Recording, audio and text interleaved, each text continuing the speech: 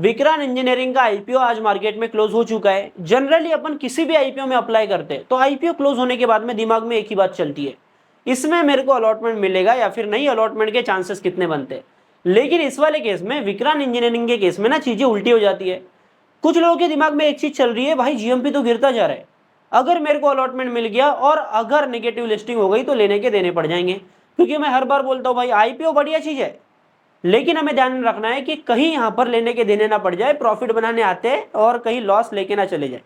तो इस वीडियो में अपन अलॉटमेंट चांसेस को समझेंगे, पर साथ में जीएमपी का ट्रेंड क्या चल रहा है, कितनी लिस्टिंग हो सकती है, क्या प्रॉफिट होगा या फिर नहीं, और लिस्टिंग के बाद में हमें क्या करना चाहिए जिससे अपन एटलीस्ट प्रॉफिट ना करे तो लॉस से भी बच जाए। तो ये चीजें अपन यहाँ पर समझने वाले हैं। वीडियो को अगर अभी तक आपने लाइक नहीं किया तो लाइक कर लो यार, एक इतनी सी चीज मैं आपसे मांगता हूँ, बस लाइक कर लो, सीधा मैं आपको वीडियो में लेके चलता हूँ।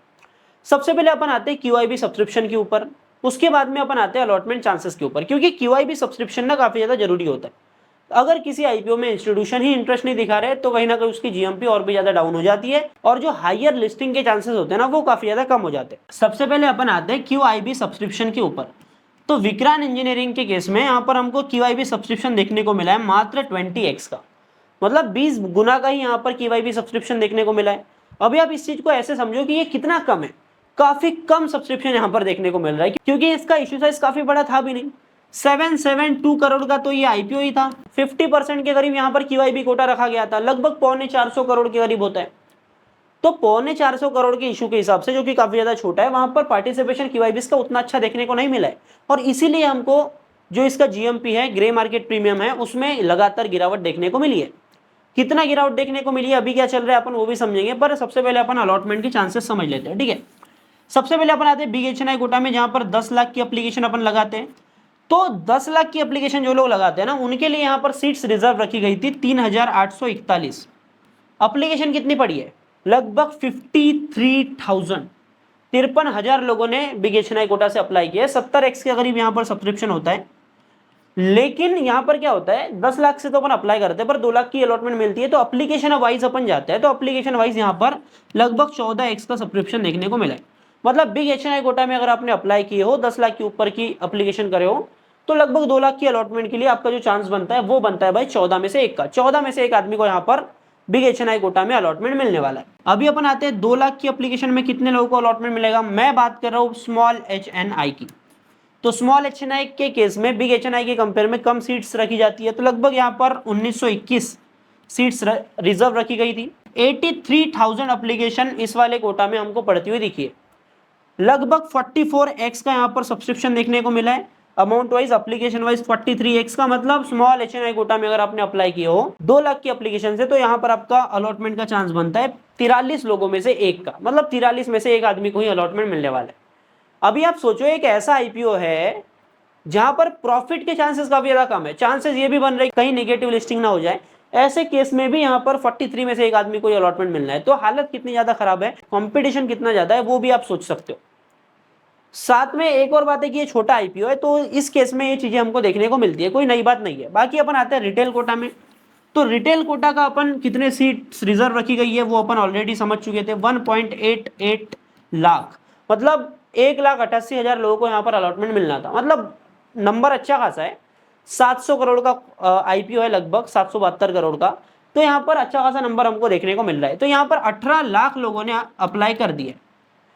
जनरली जो आईपीओ होते हैं ना, जहां पर एवरेज डिमांड देखने को मिलती है वो 25 लाख 30 लाख एप्लीकेशन आराम से पड़ जाती है, पर यहाँ पर उतनी ज्यादा एप्लीकेशन नहीं पड़ी है, क्योंकि जीएमपी में गिरावट देखने को मिली हमको दूसरे दिन से ही गिरावट आते हुए हमको दिखी है जीएमपी में। अभी तो काफी कम जीएमपी हो चुका है, ठीक है। तो ये हमको देखने को मिल रहा है लगभग 11x के करीब, अमाउंट वाइज की बात कर रहा हूं मैं। बाकी अपन एप्लीकेशन वाइज जाते हैं तो 9.7x एप्लीकेशन वाइज सब्सक्रिप्शन पड़ा है इतने मल्टीपल में, तो इसको अपन 10 ही पकड़ लेंगे राउंड फिगर, और इसका जो अलॉटमेंट का चांस बनता है वो 10 में से 1 आदमी का बनता है।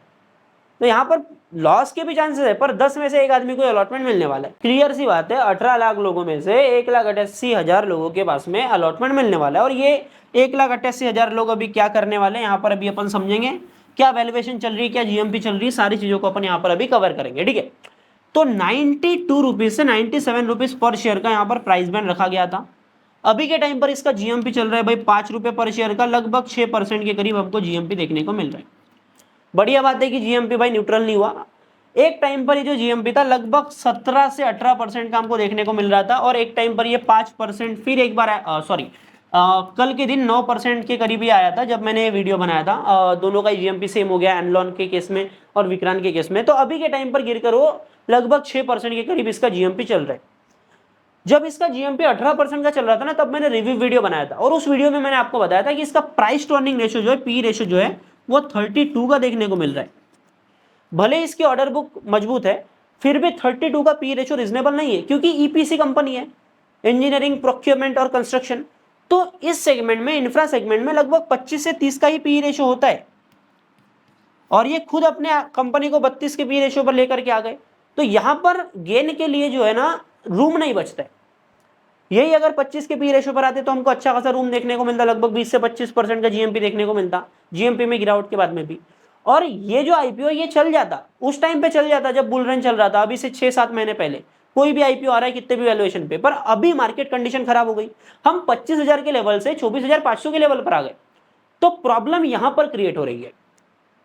अभी देखो, इसका अलॉटमेंट बेसिस कब क्लियर होगा? 1 सितंबर को। तो टेलीग्राम चैनल ज्वाइन कर लो आप। यहां पर जैसे ही इसका अलॉटमेंट बेसिस क्लियर होता है, मैं आपको लिंक भेज दूंगा। मैं बात कर रहा हूं 3 सितंबर की। 3 सितंबर के दिन यहां पर ये मार्केट में लिस्ट होने वाला है। तो 3 सितंबर के दिन अगर मार्केट की कंडीशन ठीक नहीं होती तो यहां पर नेगेटिव लिस्टिंग भी हो सकती है। लेकिन एक बात समझना है, इसकी मोस्ट ऑफ द डिमांड जो है ना, वो भाई 15% पे आई है। काफी टाइम तक ये 15%, 17-18% के जीएमपी पे चला है। तो अभी ये गिरावट भी देखने को मिली है। लेकिन अगर मार्केट कंडीशन इंप्रूव होती है, इससे बुरा अगर हमको देखने को नहीं मिलता, क्योंकि अभी ऑलरेडी काफी ज्यादा बुरा हो चुका है, तो कहीं ना कहीं हमको सेफ यहां पर लिस्टिंग देखने को मिल सकती है। बाकी मेरे को अगर अलॉटमेंट मिलता है तो मेरा एक ही मुद्दा है कि भाई कुछ भी हो जाए, लॉस हो, प्रॉफिट हो, जितना भी प्रॉफिट हो, मैं इस पे राइट करने को नहीं बचूंगा। क्योंकि ये पी रेशियो देखो ना आप, ईपीसी कंपनी का 32 का पी रेशियो है। यहां पर अपन होप भी नहीं कर सकते। विक्रम सोलर के केस में अपन होप कर सकते थे, क्योंकि वो रिन्यूएबल सेक्टर की कंपनी है, उसका पैट मार्जिन आने वाले टाइम में बढ़ने वाला है। वो 1500 करोड़ रुपए जो मार्केट से उठाए, उसको ये कंपनी को ग्रो करने में यूज करने वाले। तो काफी सारे पॉजिटिव्स हमको देखने को मिल रहे थे। पर यहां पर 20x का QIP सब्सक्रिप्शन है, तो यहां पर कौन ही भरोसा करे। तो मेरा जो बन रहा है डिसीजन, जो बन रहा है वो है कि भाई जो भी है निकलो, खत्म करो। बाकी अपने हाथ में क्या है? अपने हाथ में थोड़ी है भाई, अपन ऑपरेटर नहीं है जो इसको लिस्ट करवा देंगे प्रॉफिट पे। तो मार्केट के हिसाब से अपने को चलना पड़ेगा। तो अपना क्लियर थॉट प्रोसेस रखो कि मेरे को ये चीजें करना है, अलॉटमेंट मिलता है तो मेरे को ये करके वो करना है। मैं डायरेक्टली आपको टिप नहीं दे सकता, मैं आपको बोल नहीं सकता कि आप ये करो। मैं बता रहा हूँ कि भाई मैं क्या करने वाला हूँगा अगर ऐसे केस में कुछ फंसा रहता है मेरा काम तो। ठीक है, बाकी आप समझदार हो यार। बाकी कमेंट बॉक्स में कुछ भी कमेंट कर लो। और स्कैनेक्स के ऊपर अगर आप आओगे ना, तो यहाँ पर आप आईपीओ सेक्शन में आना, यहाँ पर आपको आईपीओ की अपडेट मिल जाएगी। ओयो का 3rd अटेम्प्ट, रिलायंस जियो 2026 के फर्स्ट हाफ में रखा है इन्होंने। ठीक है, तो ये सारी चीजें आपको आईपीओ की अपडेट यहाँ पर मिल जाती है।